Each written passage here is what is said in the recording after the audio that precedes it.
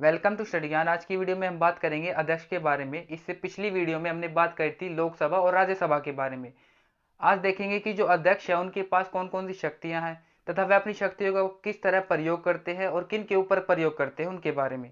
तो लोकसभा अपने सदस्यों में से किसी एक को अध्यक्ष तथा अन्य को उपाध्यक्ष चुनते हैं। आम चुनाव के पश्चात अपनी पहली बैठक में लोकसभा इन दोनों पदाधिकारियों के चुनाव करते हैं। संविधान के अनुच्छेद 93 में लिखा गया है कि लोकसभा जल्द से जल्द अपने एक सदस्य और अन्य किसी सदस्य को उपाध्यक्ष चुनेंगे। साधारणतः देखा जाता है कि जो अध्यक्ष होता है वो सत्ता दल पार्टी से होता है और जो उपाध्यक्ष होता है वो विरोधी दल से लिया जाता है। अब बात करते हैं इनके कार्यकाल के बारे में कि जो लोकसभा के अध्यक्ष होते हैं उनका कार्यकाल कितना होता है। तो इनका जो कार्यकाल है वो सामान्यतः 5 वर्ष का होता है। लोकसभा भंग होने पर भी जो अध्यक्ष है तब तक अपने पद पर बना रह सकता है जब तक कोई लोकसभा का जो अन्य नया सदस्य है या अध्यक्ष है वो चुनकर न आ जाए। यानी कि जो वर्तमान में अध्यक्ष है उसको हटाने के लिए नया अध्यक्ष आना पड़ेगा, उसी के बाद जो वर्तमान में अध्यक्ष है वो अपने पद से हटेंगे। अब बात करते हैं इनके वेतन और भत्ते के बारे में कि जो इनका अध्यक्ष का जो वेतन है वो है क्या और कितना मिलता है। तो इन्हें दैनिक भत्ते के साथ साथ रहने के लिए निःशुल्क निवास स्थान की सुविधा प्राप्त होती है। अध्यक्ष का वेतन भारत की सिंचित निधि से इन्हें दिया जाता है।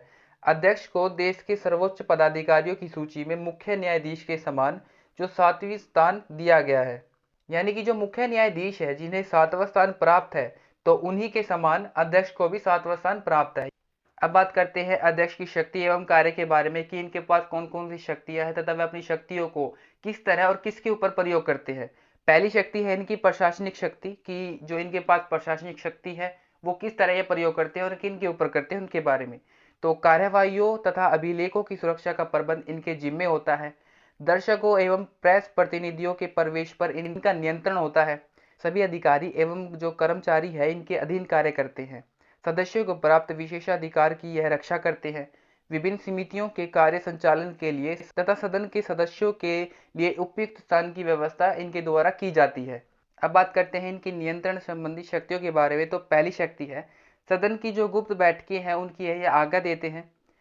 सदन की गणपूर्ति के लिए आवश्यक सदस्यों की उपस्थित है या नहीं उसके बारे में इनके द्वारा बताया जाता है। उनके द्वारा मातृभाषा बोलने की आज्ञा दी जाती है। सदन का जो कार्यक्रम है उसको निर्धारित किया जाता है। और कभी जब वोट अपने निर्णायक मत पर नहीं जाता है तो इनके द्वारा वोट देकर उसे निर्णायक मत तक पहुंचाया जाता है। तो इनके पास अधिकार है कि यह निर्णायक मत देकर उस परिणाम को सफल बनाए, किसी भी तरह के परिणाम को सफल बनाए। मान लीजिए यदि एक वोट की कमी है, दोनों में 50-50 वोटों का अंतर आ गया है या 50-50 वोट दोनों को समान मिले हैं, तो इनके द्वारा जो वोट दिया जाएगा तो उससे यह निर्धारित किया जाएगा कि इनका जो पक्ष है वो किस पक्ष में है ये। और ज्यादातर इनका पक्ष सत्ता पार्टी में होता है क्योंकि इनकी जो नियुक्ति है वो सत्ता पार्टी ही करती है। अब बात करते हैं वह सदन के सदस्यों की जानकारी के लिए या किसी विशेष महत्व के मामले पर सदन को संबोधित करते हैं। सदन में शांति व्यवस्था बनाए रखने का कार्य इनके द्वारा किया जाता है।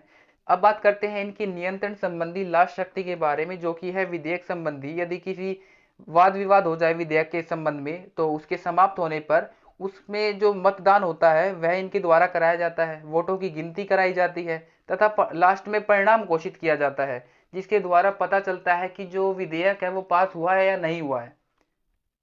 अब बात करते हैं इनकी न्याय शक्ति के बारे में कि इनके पास कौन कौन सी न्यायिक शक्ति है। वह किसी विषय की महत्ता पर अंतिम फैसला देते हैं कि जो भी फैसला है, जो भी विषय है वो महत्व का है या नहीं, उसके बारे में इनके द्वारा लास्ट मत दिया जाता है। और इनके द्वारा जो न्यायिक शक्ति है उसमें सदन में विभिन्न प्रकार के नोटिस जैसे कि प्रश्न पूछना, संबोधित करना तथा स्थगित प्रस्ताव पर फैसले का अंतिम रूप यही निर्धारित करते हैं। वह किसी विषय पर फैसला देने के लिए किसी भी अधिकारी से कोई भी सरकारी सूचना प्राप्त कर सकते हैं तथा वह किसी भी विषय पर फैसला लेने के लिए किसी भी अधिकारी से कोई भी सरकारी सूचना प्राप्त कर सकते हैं। और इनकी लास्ट शक्ति है नियम संबंधी आपत्तियों पर इनके द्वारा अंतिम फैसला दिया जाता है। अब बात करते हैं इनकी फोर्थ शक्ति के बारे में जो कि है काट छाट संबंधी शक्ति। यदि कोई सदस्य सदन की कार्रवाई में बाधा डालता है तो वह उसे निलंबित कर सकते हैं, उन्हें बाहर जाने की आज्ञा दे सकते हैं। वह सदन की कार्रवाई में ऐसे शब्दों को निकालने के आदेश देते हैं जिनके द्वारा इन्हें ये स्पष्ट हो कि जो ये शब्द है ये असंगत है, अनुचित है, अपमानजनक है। जिसके द्वारा जो छवि है देश की वो खराब होती हो, तो उन सब शब्दों को यह उन सदन की कार्रवाई से निकाल देते हैं तथा सदस्यों को अपमानजनक शब्द वापस लेने के लिए भी ये कहते हैं। अब बात करते हैं इनकी पांचवी निरीक्षण संबंधी शक्तियों के बारे में। तो इनके द्वारा निरीक्षण में सदन के जो विभिन्न प्रकार के जो समितियां होती है वो इसके अंतर्गत कार्य करती है। वह सदन की कुछ समितियों के सभापति होते हैं। नियम समिति इनके अंतर्गत कार्य करती है। कार्य परामर्श समिति, सामान्य उद्देश्य समिति आदि उल्लेखनीय इनकी जो समितियां हैं इनके अंतर्गत कार्य करती है तथा यह उन समितियों के सभापति होते हैं। तथा कुछ समितियों के सदस्यों तथा सभापतियों को इनके द्वारा मनोनीत किया जाता है। इसमें निजी सदस्य विधेयक समिति होती है, याचिका समिति होती है, विशेषाधिकार समिति होती है, सरकारी आश्वासन समिति आदि उल्लेखनीय इनकी समितियां हैं। अब बात करते हैं पुलिस संबंधी शक्तियों के बारे में कि इनके द्वारा जो पुलिस संबंधी शक्तियां हैं यह किस तरह उनके द्वारा कंट्रोल स्थापित करते हैं उनके बारे में। तो दर्शकों तथा प्रेस प्रतिनिधियों को बाहर जाने के आदेश दे सकते हैं। यदि कोई सदस्य सदन की कार्रवाई में बाधा डालता है तो उसे बाहर जाने के लिए कह सकते हैं। यदि वह खुद नहीं जाता है तो उसे जबरन बाहर भेजने के लिए पुलिस का प्रयोग किया जाता है। सदन के अनुशासन की एवं व्यवस्था की जिम्मेदारी इनके ऊपर होती है कि जो भी व्यवस्था, जो भी नियम कायदे इनके द्वारा नियंत्रित किए जाएंगे तो इनकी देखरेख में किए जाएंगे। अब बात करते हैं इनकी सातवीं दल बदल संबंधी शक्ति के बारे में, जिसमें लोकसभा के अध्यक्ष 52वें संविधान संशोधन के अंतर्गत संबंधित दल बदल मामले को तय करते हैं कि किसी दल के द्वारा कि दल बदल का प्रयोग किया गया है या नहीं। पहले क्या होता था कि जो दल बदल है उसमें 15 से लेकर 25 जो सदस्य होते थे उनके दल बदल को दल बदल नहीं माना जाता था, यानी कि एक दल से दूसरी दल में जाना उनके द्वारा दल बदल नहीं माना जाता था। लेकिन वर्तमान में क्या किया गया कि 51वें संविधान संशोधन अधिनियम 2003 के द्वारा जो 1/3 सदस्य की व्यवस्था है उसको अवैध घोषित कर दिया गया और केवल संपूर्ण दल का विलय ही मान्यता प्राप्त माना जाएगा। यानी कि संपूर्ण दल किसी दूसरे दल में मिलता है तो उसे दल बदल नहीं माना जाएगा, लेकिन कुछ गिने चुने जो सदस्य है या कुछ भी सदस्य है दूसरी दल को अपनाते हैं तो उसे दल बदल माना जाएगा। तो अब बात करते हैं जो अध्यक्ष है उनकी वर्तमान में कैसी स्थिति है उसके बारे में। तो लोकसभा के अध्यक्ष का जो पद है वो बहुत महत्वपूर्ण है तथा सम्मानजनक है। यह सत्य है कि भारत में जो लोकसभा का अध्यक्ष होता है वो पद इतना मान नहीं है जितना कि ब्रिटेन की जो कॉमन सभा है उनके अध्यक्ष का होता है, क्योंकि दोनों में डिफरेंस है। वहाँ अलग तरह का नियम या प्रशासन चलता है, यहाँ अलग तरह का प्रशासन चलता है।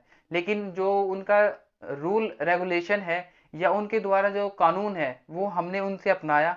उनसे अलग होने के साथ साथ हम उनसे बेहतर भी है, क्योंकि जो ब्रिटेन में कॉमन सभा के सदस्य जो भी अध्यक्ष बनते हैं तो निर्वाचित होने के बाद वे अपने राजनीतिक जो दल होते हैं उनसे संबंध तोड़ देते हैं। लोकसभा अध्यक्ष संपूर्ण सदन का प्रतिनिधित्व करते हैं, तो इसलिए सदन की जो दलगत राजनीति है उसमें उनकी कोई रुचि नहीं होती। ये कहाँ की बताई गई है? ब्रिटेन की। और भारत में क्या होता है कि जो सत्ता पार्टी होती है उनके अध्यक्ष होते हैं और विपक्ष के जो नेता होते हैं उनके द्वारा किन की नियुक्ति की जाती है? तो उपाध्यक्ष उनके द्वारा नियुक्ति की जाती है। तो इस तरह इसमें अंतर आया और इनके द्वारा जो अंतर आया उसमें स्थिति को और गंभीर बना दिया गया है ब्रिटेन के मुकाबले। तो आज की वीडियो में हमने बात करी अध्यक्ष के बारे में। हमने देखा कि उनके पास कौन कौन सी शक्तियां हैं तथा वह अपनी शक्तियों का किस तरह प्रयोग करते हैं और इनके द्वारा जो शक्ति का प्रयोग किया जाता है वो किन के ऊपर किया जाता है और किस तरह किया जाता है उसके बारे में। तो आज की वीडियो में बस इतना ही। वीडियो देखने के लिए आपका धन्यवाद।